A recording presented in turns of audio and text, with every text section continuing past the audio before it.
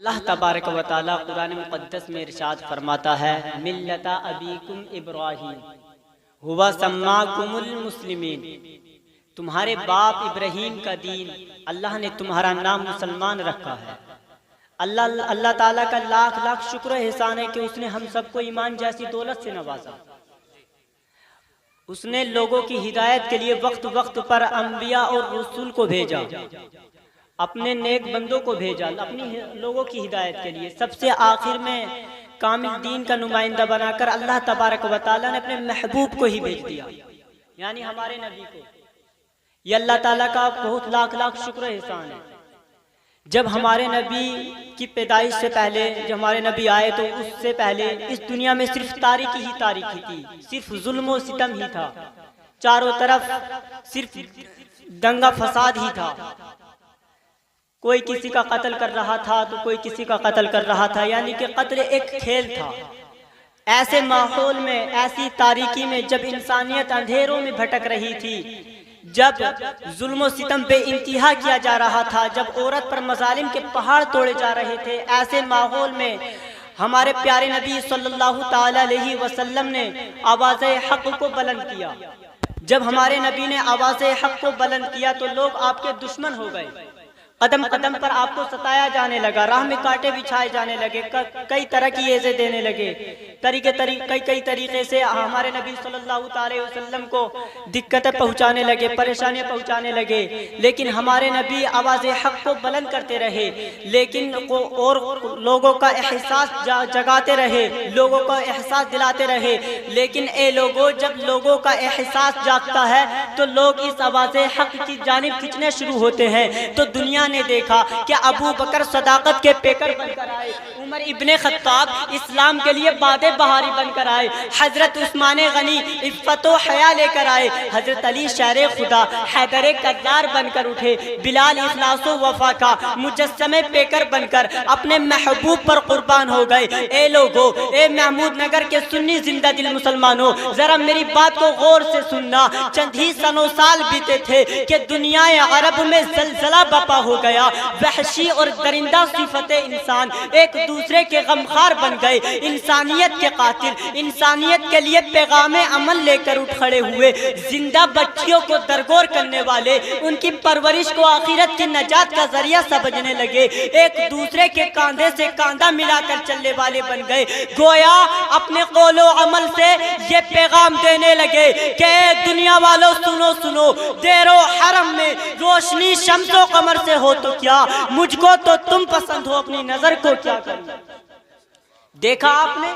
برسہ برس تک برسرے بیکار رہنے والی قوم آپس میں شیر و شکر بن کر زندگی گزارنے لگی، ایک دوسرے کے شانے بشانے چلنے والے بن گئے، ایک دوسرے کے خون کے پیاسے، ایک دوسرے کی جان و مال کے دشمن، ایک ملت ایک جسم کی مانند ہو جاتے ہیں۔ عرب کے لوگ آپس میں قتل و قتال کرتے تھے نا، لیکن جب ہمارے نبی نے آواز حق کو بلند کیا، انہوں نے آواز حق کو منظور کیا تو کیا بن گئے؟ ایک جسم بن گئے، ایک جسم کے مانند ہو گئے، ایک ملت ہو گئی، ایک قوم ہو گئی، یعنی کہ اسلام۔ جب اسلام میں آ گئے تو صرف ایک صف میں کھڑے ہو گئے، کہتے ہیں نا ایک ہی صف میں کھڑے ہو گئے، محمود و حیات، نہ کوئی بندہ رہا نہ کوئی بندہ نواز۔ تو لوگ اسلام میں آ گئے تو کیا ہو گئے؟ ایک جسم کی مانند ہو گئے۔ ہادی اسلام صلی اللہ تعالی علیہ وسلم نے اعلان فرمایا کہ اے مسلمانوں، تم سب ایک جسم کی مانند ہو، اے مسلمانوں تم سب ایک جسم کی مانند ہو۔ جب بھی معاشرے میں کسی ایک فرد واحد پر کوئی مصیبت ٹوٹتی ہے تو پورے عالم اسلام کو اس درد کا احساس ہونا چاہیے۔ میرے پیغمبر کے دور کے انسانوں کا یہ وفا شعار مشغلہ بن چکا تھا کہ ایک بندہ مومن کی معمولی سی تکلیف پوری ملت کا مسئلہ ہوتی تھی، پوری قوم کی پریشانی ہوا کرتی تھی۔ ایک بندہ مومن کی معمولی سی پریشانی پورے عالم اسلام کی پریشانی ہوا کرتی تھی۔ وہ آپس میں اتنے کریم تھے، وہ آپس میں اتنے مہربان تھے، اتنے رحیم تھے اور آپس میں اتنے خلیق تھے کہ قرآن ان کی یہ صفت خود بیان کرتا ہے، اشداء علی الکفار رحماء بینہم، جو کافروں پر شعلہ اور اپنوں پر شبنم تھے، وہ حلقے یارا تو بریشم کی طرح نرم، رزم حق و باطل ہو تو فولاد ہے مومن۔ دیکھا آپ نے میرے رسول کی تربیت کا اثر کہ برسوں کی دبی کچلی انسانیت کو حیات تازہ عطا فرما دی۔ معاشرے کی تشکیل نو کے لیے میرے پیغمبر نے جن نقوش پر مسلسل کام کیا ہے ان میں اس چیز کو بڑی اہمیت حاصل ہے کہ ایک انسان کو کسی دوسرے انسان پر ذات، برادری یا رنگ و نسل یا قوم و وطن کی بنیاد پر کوئی درجہ فضیلت کا نہیں۔ سارے انسان ایک آدم کی اولاد ہیں اور آدم مٹی سے بنے تھے۔ میرے مصطفیٰ نے جن لوگوں کے درمیان اپنی دعوت کا آغاز کیا وہ پوری انسانی برادری کو اپنے سامنے گونگا سمجھتے تھے، وہ پوری انسانی برادری کو اپنے سامنے کمتر سمجھتے تھے، اپنے سامنے ذلیل و خوار سمجھتے تھے۔ اہل عرب کو اپنی زبادانی پر، اپنی زبان پر بڑا ناز تھا، بڑا فخر تھا۔ وہ اپنے اس زور فصاحت میں، اس زور بلاغت میں کسی کو اپنا ثانی نہیں مانتے تھے، لیکن لوگوں میرے مصطفیٰ نے اعلان فرما دیا کہ اے مسلمانوں، کسی عربی کو کسی اجمی پر، کسی گورے کو کسی کالے پر، کسی خوبصورت کو کسی بدصورت پر، کسی امیر کو کسی غریب پر کوئی درجہ فضیلت کا نہیں۔ سارے انسان ایک آدم کی اولاد ہیں، سارے انسان ایک آدم کی اولاد ہے۔ کسی امیر کو کسی غریب پر کوئی فضیلت نہیں ہے۔ فضیلت کا معیار ذات برادری ہے، ذات برادری نہیں تقویٰ ہے۔ تم میں اللہ کے نزدیک سب سے زیادہ افضل وہ ہے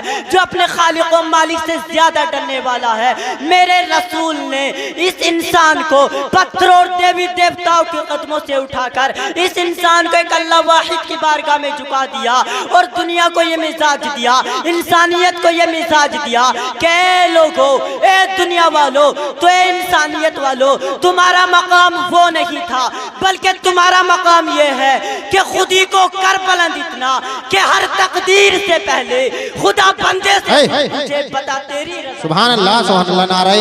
تکبیر، نعرہ رسالت، علماء اہل سنت، مولانا طارق رضا صاحب قبلہ، واہ واہ واہ، بہت عمدہ، کیا کہنے ہیں۔ اے محمود نگر کے سنی زندہ دل مسلمانوں، آج حالات پھر پلٹا کھا رہے ہیں، تاریخ اپنے آپ کو دہرا رہی ہے۔ مسلمان جو ایک ملت تھے، مسلمان جو ایک قوم تھے، مسلمان جو ایک جسم کی مانند تھے، پھر ٹولیوں اور ذات پات کے بھید بھاؤ میں الجھے ہوئے ہیں۔ آپ دیکھ رہے ہیں کہیں فرقہ بندی کے نام پر، کہیں برادری کے نام پر، کہیں مدارس اور خانقاہوں کے نام پر، کہیں ملکوں کی سرحدوں نے پوری ملت کا شیرازہ بکھیر کے رکھ دیا ہے۔ ایک ایسی قوم جس کو اسلام نے ایک صف میں لا کر کھڑا کیا تھا، ملکوں کی سرحدیں بھی ہمارے رشتوں کے بندھن کو کاٹ نہ سکتی تھی، رنگ و نسل، قوم و وطن کے بندھن قصہ پاری نہ بن چکے تھے۔ کیا آقا، کیا غلام، سب کو اسلام انسان کا درجہ دے کر ان کے ساتھ برابری کا سلوک کرتا تھا۔ مجھے یاد آ رہا ہے کہ خلیفۃ المسلمین حضرت عمر ابن خطاب نے جب مدینہ منورہ سے بیت المقدس کا سفر کیا تھا تو اے لوگوں، حضرت عمر ابن خطاب ایک منزل پر خود سوار ہوتے تھے، دوسری منزل تک غلام سوار ہوتا تھا۔ راہ چلتے چلتے یہ آقا اور غلام جب منزل مقصود پر پہنچے تو پوری عیسائی برادری یہ دیکھ کر حیرت میں پڑ گئی۔ بیت المقدس مطلب فلسطین، جب فلسطین میں پہنچے یعنی کہ عمر ابن خطاب اسلام کے بادشاہ جب فلسطین کی سرزمین بیت المقدس میں پہنچے تو پوری عیسائی برادری یہ دیکھ کر حیرت میں پڑ گئی، تعجب میں پڑ گئی کہ عرب و عجم کا فرما روا، مسلمانوں کا بادشاہ، مسلمانوں کا بادشاہ، اسلامی سلطنت کا بادشاہ، عرب و عجم کا فرما روا اونٹ کی نکیل تھامے پیدل چل رہا تھا اور لباس پر پیبند لگے ہوئے تھے، جبکہ غلام اونٹ پر سوار تھا، جبکہ غلام اونٹ پر سوار تھا۔ اسلامی سپہ سالار نے آگے بڑھ کر کہا، حضور یہ لباس بدل دیجئے، حضور یہ لباس بدل دیجئے اور یہ ریشمی لباس پہن لیجئے، اس لیے کہ عیسائیوں میں ہماری توہین ہو جائے گی، عیسائیوں میں ہماری بے عزتی ہو جائے گی، عیسائیوں میں ہماری بے حرمتی ہو جائے گی۔ تو اے لوگو، مسلمانوں کے بادشاہ حضرت عمر ابن خطاب نے فرمایا تھا، اسلام کے سب سے عظیم فرما روا عمر فاروق اعظم نے اعلان فرمایا کہ اے لوگو، اے مسلمانوں، اے دنیا والوں، سنو سنو، ہماری عزت، ہماری حرمت ان کپڑوں سے نہیں ہے، ہماری حرمت ان لباس سے نہیں ہے، بلکہ اللہ تعالیٰ نے ہم کو، اللہ تعالیٰ نے اپنے پیارے نبی کی نسبت پر عزت عطا فرمائی ہے۔ اور پھر اگلے ہی لمحے عیسائی پادری بیت المقدس کی بھی آپ کے قدموں میں رکھ کر کہہ رہا تھا حضور ہم نے جان لیا ہے، حضور ہم نے پہچان لیا ہے کہ اسلام ہی ایک امن پسند مذہب ہے، تقلید کے لیے بس یہی مذہب اسلام ہے جہاں آقا اور غلام میں کوئی امتیاز نہیں برتا جاتا۔ اسی لیے علامہ اقبال نے کہا ہے ایک ہی صف میں کھڑے ہو گئے محمود و ایاز، نہ کوئی بندہ رہا نہ کوئی بندہ نواز۔ اے لوگوں، یہ ہمارا ماضی تھا جس پر دوسری قومیں رشک کرتی تھی، جس پر دوسری قومیں فخر کرتی تھی، ہماری مثال دیتی تھی کہ اگر تم کو قوم دیکھنی ہے تو قوم مسلم کو دیکھو، اگر تمہیں کسی قوم میں ایکتا دیکھنی ہے تو قوم مسلم کی ایکتا کو دیکھو، اگر تم کو کسی قوم کے اندر انصاف دیکھنا تو قوم مسلم کے انصاف کو دیکھو، مسلمانوں کے بادشاہوں کو دیکھو اگر تم کو بادشاہ دیکھنا ہے۔ ایسی اس طرح کی مثالیں دیا کرتی تھی دنیا، ہماری مثالیں دیا کرتی، اور یہ ہمارا زمانے حال ہے کہ آج ہمیں کوئی منہ لگانے کو تیار نہیں ہے، آج ہمیں کوئی منہ لگانے کو تیار نہیں ہے، آج ہماری کوئی فریاد سننے کو تیار نہیں ہے۔ آج ہم اپنی انا کی تسکین کے لیے دین کے بڑے سے بڑے مفاد کو داؤ پر لگا دیتے ہیں اور ذرہ بھر احساس نہیں کرتے کہ ہم نے یہ کتنا بڑا انسانی جرم کیا ہے، اور ہمارے اسلاف کو یعنی ہمارے آباء و اجداد کو صرف دین کا مفاد عزیز تھا، صرف دین کا کام ہی عزیز تھا، اس کے لیے چاہے انہیں کچھ بھی کرنا پڑے کوئی پرواہ نہیں تھی۔ جیسے میں کیا آپ کو بتاتا ہوں کہ دور فاروقی میں اسلامی فتوحات عروج پر تھی، اسلام کے سب سے عظیم سپہ سالار حضرت خالد بن ولید، آپ نے نام سنا ہوگا، اسلام کے سب سے عظیم سپہ سالار حضرت خالد بن ولید دشمنوں کے لیے قیامت بنے ہوئے تھے۔ جہاں کافروں نے یہ سنا، جہاں کفار نے یہ سنا کہ اس لشکر کا سپہ سالار خالد بن ولید ہے، وہ اس طرح راہ فرار ڈھونڈتے تھے، وہ اس طرح میدان جنگ سے بھاگ جاتے تھے جیسے بکری شیر سے بھاگتی پھرتی ہے۔ حضرت عمر ابن خطاب نے منصب خلافت سنبھالا تو آپ نے حضرت خالد بن ولید کو سپہ سالاری کے عہدے سے معزول کر دیا، حضرت خالد بن ولید کو جنرل کے عہدے سے معزول کر دیا، سسپینڈ کر دیا۔ لوگ یہ دیکھ کر حیرت میں پڑ گئے کہ خالد بن ولید جیسے سپہ سالار کو سپہ سالاری کے عہدے سے کیوں معزول کر دیا گیا، کیوں برطرف کر دیا گیا؟ لوگ یہ سوچنے پڑ گئے جبکہ اسلامی فوج دشمن ممالک میں ہے اور مسلسل جنگل لڑ رہی ہے، ایسے ماحول میں ایسی حالت میں حضرت خالد بن ولید جیسے سپہ سالار کو سپہ سالاری کے عہدے سے معزول کر دیا، آخر کیوں، کیا وجہ ہے؟ لوگ یہ دیکھ کر حیرت میں پڑ گئے۔ لیکن لوگوں، آج کا دور ہوتا نا تو بغاوتیں ہو جاتی، بغاوتیں کرائی جاتی اور حکومت کے خلاف فوج برسر پیکار ہو جاتی، ملک و قوم عہدوں کی جنگ میں ملک و قوم کے مفاد کو داؤ پر لگا دیا جاتا اور ذرہ بر احساس نہیں کیا جاتا۔ آج تو معمولی مزارات کی مجاوری کے چکر میں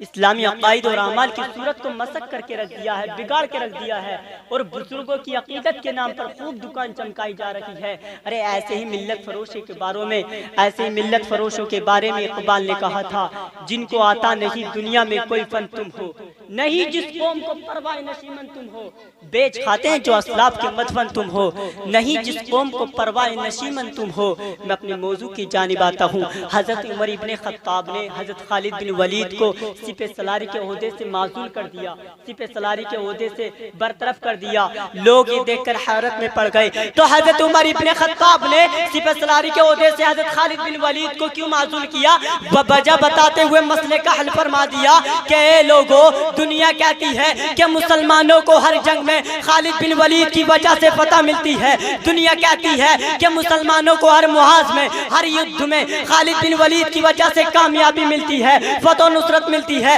میں دنیا کو بتا دینا چاہتا ہوں کہ ہمیں فتح، ہمیں کامیابی خالد بن ولید کی وجہ سے نہیں، ہمیں کامیابی، ہمیں سربلندی خالد بن ولید کی وجہ سے نہیں ملتی۔ ہمیں دنیا کو بتا دینا چاہتا ہوں ہمیں ہر یدھ میں کامیابی خالد بن ولید کی وجہ سے نہیں ملتی، بلکہ اللہ تعالیٰ نے ہم کو ہر یدھ میں خالد بن ولید کی وجہ سے نہیں بلکہ اپنے نبی کی نسبت پر کامیابی عطا فرمائی ہے۔ قسم خدا کی، جب تک ہماری یہ نسبت اپنے نبی سے اتنی مضبوط رہے گی، جب تک ہماری یہ نسبت اپنے نبی سے قائم رہے گی، قسم خدا کی مسلمانوں، ہم اسی